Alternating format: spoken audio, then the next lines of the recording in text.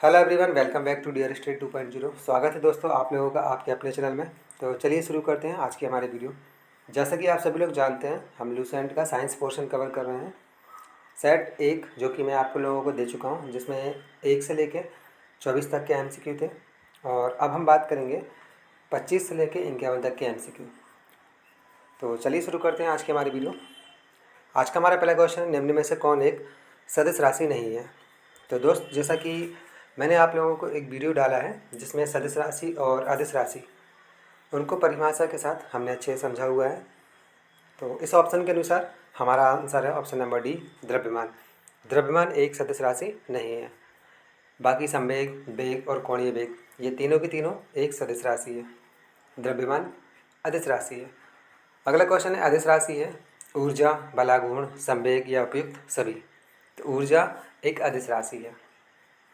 निम्न में से कौन एक सदिश राशि, संवेग, दाब, ऊर्जा या कार्य। तो संवेग एक सदिश राशि है, बाकी की तीनों अदिश राशियाँ। दोस्तों, मैंने आप लोगों को सदिश और अदिश राशियाँ याद करने की ट्रिक भी दी हुई है। अगर आप लोगों ने नहीं देखा तो आप चैनल पर जाकर वीडियो देख लीजिएगा, आप लोगों को ये ट्रिक काफ़ी अच्छी लगेगी। निम्न में से कौन सी राशि सदिश नहीं है, विस्थापन, वेग, बल या आयतन। तो आयतन एक सदिश राशि नहीं है। निम्न में से सदिश राशि है वेग। वेग एक सदिश राशि है, बाकी द्रव्यमान, समय, लंबाई ये तीनों की तीनों अदिश राशियाँ हैं। आप लोगों को शॉर्ट में छोटा समझा देता हूँ। सदिश राशियाँ वे राशियाँ कहलाती हैं जिनको व्यक्त करने के लिए परिमाण और दिशा की आवश्यकता होती है, सदिश राशियाँ कहलाती हैं। और अदिश राशियाँ वे राशियाँ कहलाती हैं जिनमें सिर्फ और सिर्फ परिमाण की आवश्यकता होती है, इसमें दिशा की आवश्यकता नहीं होती है। निम्न में से कौन एक व्युत्पन्न परिमाण नहीं है, घनत्व, द्रव्यमान, आयतन या चाल। तो ऑप्शन नंबर बी, द्रव्यमान।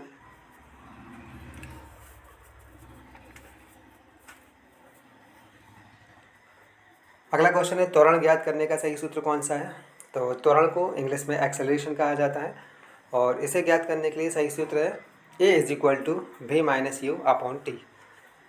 पदार्थ के संवेग और वेग के अनुपात में, संवेग को मोमेंटम कहा जाता है और वेग को वेलोसिटी। पदार्थ के संवेग और वेग के अनुपात में कौन सी भौतिक राशि प्राप्त की जाती है। तो ऑप्शन नंबर सी, द्रव्यमान। द्रव्यमान पदार्थ के संवेग और वेग के अनुपात में भौतिक राशि प्राप्त की जाती है। प्लांक के अचर में किसका आयाम होता है। ऑप्शन नंबर सी, कोणीय गति का। प्लांक के अचर में कोणीय गति का आयाम होता है। कोणीय गति को एंगुलर मोशन कहा जाता है। एक लड़की झूले पर बैठी स्थिति में झूला झूल रही है, उस लड़की के खड़े हो जाने पर दोलनों का आवर्तकाल होगा। तो हमको बताना है कि दोलन काल कम हो जाएगा, अधिक हो जाएगा, या लड़की की ऊंचाई पर निर्भर करेगा या अपरिवर्तित रहेगा। तो यदि एक लड़की झूला झूल रही है और एकाएक वह खड़ी हो जाती है तो दोलनों का आवर्तकाल कम हो जाता है। Option number A. घूर्णन करती एक गोल मेज पर अचानक एक लड़का आकर बैठ जाता है, तो मैच के कोणीय वेग पर क्या प्रभाव पड़ेगा। तो इसका आंसर ऑप्शन नंबर ए, उसका कोणीय वेग कम हो जाएगा। यदि किसी चलती हुई वस्तु के वेग को दोगुना कर दिया जाए तो उसका हमको बताना है, 4 ऑप्शन दिए गए हैं। त्वरण दोगुना हो जाता है, गतिज ऊर्जा दोगुनी हो जाती है, गतिज ऊर्जा 4 गुनी हो जाती है, या भार दोगुना हो जाता है। तो यदि किसी चलती हुई वस्तु के वेग को 2 गुना कर दिया जाता है तो उसकी गतिज ऊर्जा 4 गुनी हो जाती है। अगला क्वेश्चन है, किसी पिंड के द्रव्यमान तथा भार में अंतर होता है, क्योंकि। तो इसका आंसर ऑप्शन नंबर बी, द्रव्यमान स्थिर रहता है जबकि भार परिवर्तन होता रहता है। द्रव्यमान को दोस्त मास कहा जाता है। अगला क्वेश्चन है, किसी भी स्थिर या गतिशील वस्तु की स्थिति में और दिशा में तब तक कोई परिवर्तन नहीं होता जब तक उस पर कोई बाह्य बल सक्रिय ना हो। तो यह कथन न्यूटन के किस नियम को दर्शाता है।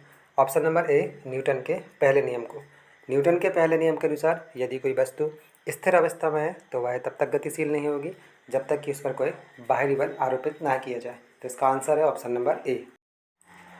किसी असंतुलित बल द्वारा किसी पिंड में उत्पन्न त्वरण, ऑप्शन नंबर बी, बल के अनुक्रमानुपाती होता है। अगला क्वेश्चन है, न्यूटन की गति के तीसरे नियम के अनुसार क्रिया तथा प्रतिक्रिया से संबंध बल। तो न्यूटन की गति का तीसरा नियम क्रिया प्रतिक्रिया पर निर्भर होता है। तो इसका आंसर ऑप्शन नंबर सी, हमेशा भिन्न भिन्न वस्तुओं पर ही लागू होने चाहिए। प्रत्येक क्रिया के बराबर व विपरीत दिशा में एक प्रतिक्रिया होती है। यह न्यूटन के किस नियम को बताता है? तो यह न्यूटन के तीसरे नियम को बताता है। क्रिया प्रतिक्रिया का जो नियम है वो न्यूटन के तीसरे नियम में बताया गया है। जल में तैरना न्यूटन की गति के किस नियम के कारण संभव है? तो जल में तैरना ऑप्शन नंबर सी न्यूटन के तीसरे नियम को बताता है। न्यूटन का तीसरा नियम क्रिया प्रतिक्रिया पर निर्भर होता है।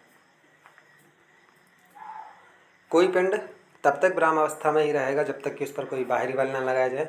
यह कथन किसका है? न्यूटन का, और यह न्यूटन के पहले नियम में बताया गया है। अगला क्वेश्चन है, बल की परिभाषा आती है।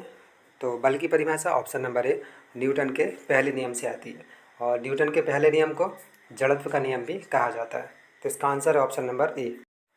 अगला क्वेश्चन है, किसी पिंड के उस गुणधर्म को क्या कहते हैं जिससे वह सीधी रेखा में विराम या एक समान गति की स्थिति में किसी भी परिवर्तन का विरोध करती है? तो इसका आंसर है ऑप्शन नंबर बी जड़त्व।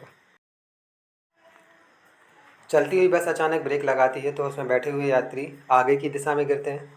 इसको किसके द्वारा समझाया जा सकता है? तो यह न्यूटन का पहला नियम दर्शाता है। अगर कोई व्यक्ति इस तरह अवस्था में है तो वह तब तक गति नहीं करेगी जब तक कि उस पर कोई बाहरी बल आरोपित न किया जाए। अगला क्वेश्चन है, रॉकेट किस सिद्धांत पर कार्य करता है? तो रॉकेट न्यूटन के तीसरे नियम पर कार्य करता है जिसमें क्रिया और प्रतिक्रिया बल लागू होता है। अगला क्वेश्चन है, अश्व यदि एकाएक चलना प्रारंभ कर दे तो अश्वारोही के गिरने की आशंका का कारण? इसका आंसर ऑप्शन नंबर सी विराम जड़त्व। विराम जड़त्व में होने की वजह से उसके गिरने की आशंका काफ़ी बढ़ जाती है। अगला और लास्ट क्वेश्चन है दोस्तों हमारा, क्रिकेट का खिलाड़ी तेज़ी से आती हुई बॉल को क्यों अपने हाथ को पीछे खींचकर पकड़ता है? इसका आंसर ऑप्शन नंबर है क्योंकि बॉल विश्राम की स्थिति में आ सकती है। तो दोस्तों आज की वीडियो में हमारे इतने ही क्वेश्चन। आप लोगों को यह क्वेश्चन कैसे लगे हमें कमेंट्स करके ज़रूर बताइएगा। और दोस्तों यह वीडियो उन लोगों के लिए काफ़ी इंपॉर्टेंट होगी जिनके पास लूसेंट बुक नहीं है। आप लोग ये वीडियो देखकर लूसेंट का साइंस पोर्शन आसानी से कवर कर सकते हैं। ओके दोस्तों, वीडियो देखने के लिए थैंक यू।